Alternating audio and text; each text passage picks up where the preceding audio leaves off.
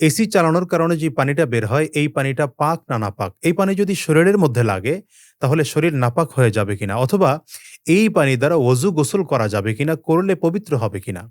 এ বিষয়ে ক্লিয়ার কথা হচ্ছে, এসির পানি মূলত পাক। এটা নাপাক নয়। এটা শরীরে লাগলে নাপাক হবে না এবং এর মাধ্যমে ওযু গোসলও করা যাবে, তাতেও কোনো সমস্যা নেই। হ্যাঁ, তবে যদি এমন হয় যে এসির মধ্যে আগেই কোনো নাপাকি লেগে আছে অথবা কোনো পোকামাকড় পড়ে নাপাক হয়ে আছে, সেই লাইন থেকে যদি অথবা সেই পাইপ থেকে পানি এসেছে, তাহলে ওই নাপাকির কারণে এসির পানিটা নাপাক হয়ে যাবে। এর কারণ হচ্ছে এসির পানিটা মূলত আসে বাতাসের জলীয় বাষ্পটা ঘনীভূত হয়ে এরপরে পানি হয়ে বের হয়।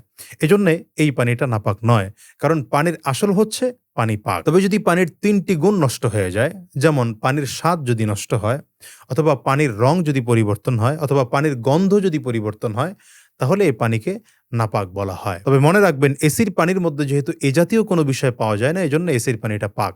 আর এই বিষয়ে আরব দেশের ওলামায়ে কেরাম, দারুল উলুম দেওবন্দের ফতোয়া এবং করাচির ওলামায়ে কেরামদের ফতোয়া একই, যে এসির পানি পাক। এটা লাগার কারণে শরীর নাপাক হবে না। এমনকি ওযু এবং গোসল এসির পানি দ্বারা করা যাবে, তাতেও কোনো সমস্যা নেই।